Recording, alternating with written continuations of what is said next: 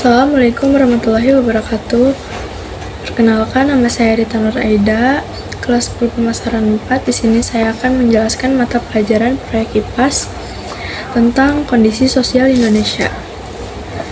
Kondisi sosial Indonesia, keberagaman suku dan budaya didukung oleh letak Indonesia yang berada pada jalur perdagangan dunia.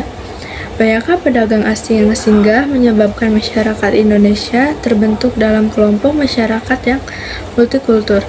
Hal ini banyak mengaruhi perilaku sosial masyarakat Indonesia, baik pada ranah politik, ekonomi, maupun sosial budaya. 1. Kondisi sosial budaya. Kondisi sosial budaya dapat teramati secara langsung melalui interaksi sosial yang terjadi pada keluarga, teman, maupun pekerjaan. Indonesia memiliki beragam suku dan budaya yang meliputi bahasa, adat istiadat, tatanan kehidupan, sistem kekerabatan, kesenian daerah, dan tempat asal. Kondisi sosial budaya masyarakat Indonesia antara lain sebagai berikut. A. Sistem kekerabatan. Karakter asli yang dimiliki oleh bangsa Indonesia sejatinya adalah sistem kekerabatan yang sangat erat. Hal ini dapat dilihat pada perilaku kehidupan sebagai masyarakat pedesaan yang belum terpengaruhi budaya luar. Sebagai contoh, ketika orang akan mendirikan rumah, masyarakat desa akan bergotong royong membantu pembangunan rumah tersebut tanpa mengharapkan imbalan. Contoh lainnya yang mencerminkan eratnya sistem kerabatan adalah saat menggarap sawah, melakukan ritual keagamaan, dan hajatan. Seiring perkembangan zaman, masyarakat Indonesia mulai dituntut dengan kehidupan yang serba praktis, yang menyebabkan sistem kekerabatan lambat laun mulai tergerus. Fenomena tergerusnya sistem kekerabatan sangat terasa pada kehidupan masyarakat perkotaan. Masyarakat perkotaan lebih senang hidup individualis dan mulai meninggalkan asas gotong royong. B. Taraf pendidikan. Taraf pendidikan masyarakat perkotaan umumnya lebih tinggi daripada masyarakat pedesaan. Hal ini karena tuntutan kehidupan kota yang lebih kompleks dan perkembangan teknologi yang sangat cepat. Sementara itu, kehidupan di pedesaan cenderung lebih sederhana. C. Pola pikir. Masyarakat perkotaan cenderung berpikir praktis dan pragmatis saat berhadapan dengan permasalahan kehidupan yang dihadapi dalam kehidupan sehari-hari. Bertolak belakang dengan pola pikir masyarakat desa yang masih menunjung tinggi norma sosial dalam menjalankan kehidupan. Contoh konkret adalah ketika sebuah keluarga akan menyelenggarakan hajatan, masyarakat desa akan menyiapkan berbagai keperluan dan ritual secara yang melibatkan banyak warga, sedangkan masyarakat kota cukup menyewa jasa penyelenggaraan untuk melaksanakan hajatan tersebut. D. Mobilitas. Tingkat mobilitas yang tinggi pada umumnya terlihat di wilayah perkotaan dan pusat perdagangan. Pulau Jawa dan Batam merupakan contoh pulau yang mempunyai aktivitas mobilitas tinggi, terutama Pulau Jawa bagian pesisir utara. Hal itu karena di wilayah pesisir utara Jawa terdapat banyak bandar udara dan pelabuhan yang memudahkan mobilitas terpulau. 2. Kondisi sosial ekonomi.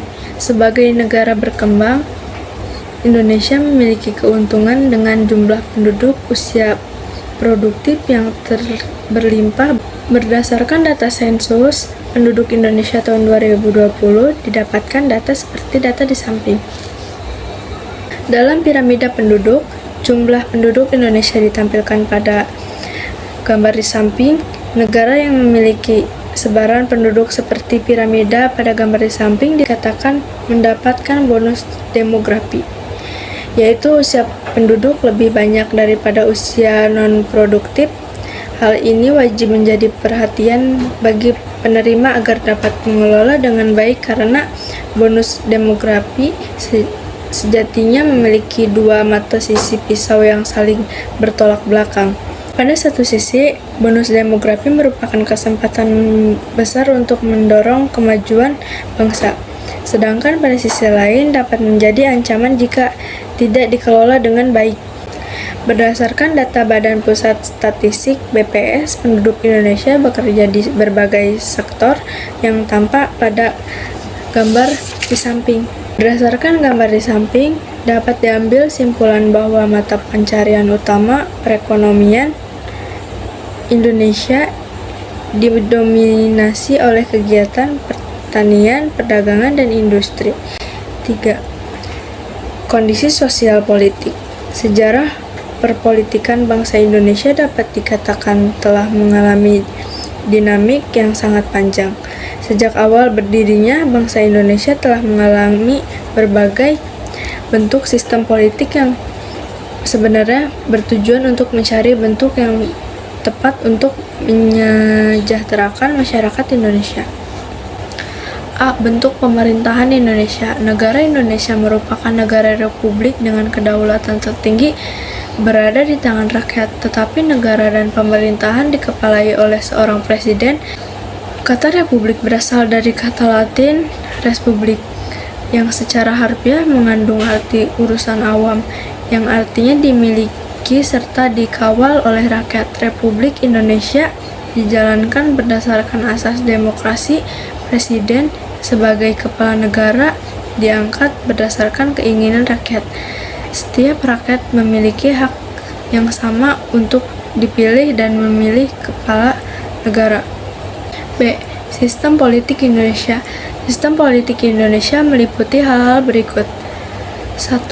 Sistem politik dalam negeri dijalankan berdasarkan asas demokrasi, yang berarti pusat kekuasaan berada di tangan rakyat dan berlandaskan pada ideologi Pancasila dan konstruksi Undang-Undang Dasar 1945.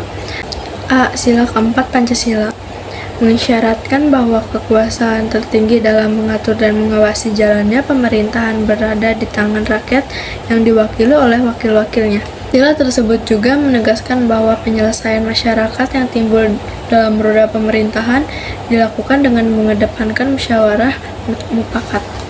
B. Pasal 27 ayat 1 Undang-Undang Dasar 1945 Amendemen.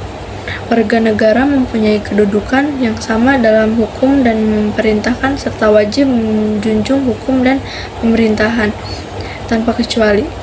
C. Pasal 28D ayat 1 Undang-Undang Dasar 1945 Amendemen. Setiap orang berhak atas pengakuan, jaminan, perlindungan, dan kepastian hukum yang adil serta perlakuan yang sama di hadapan hukum. D. Pasal 28D ayat 3 Undang-Undang Dasar 1945 Amendemen. Setiap warga negara berhak memperoleh kesempatan yang sama dalam pemerintahan. 2. Sistem politik luar negeri dengan prinsip politik bebas aktif. A. Politik bebas aktif.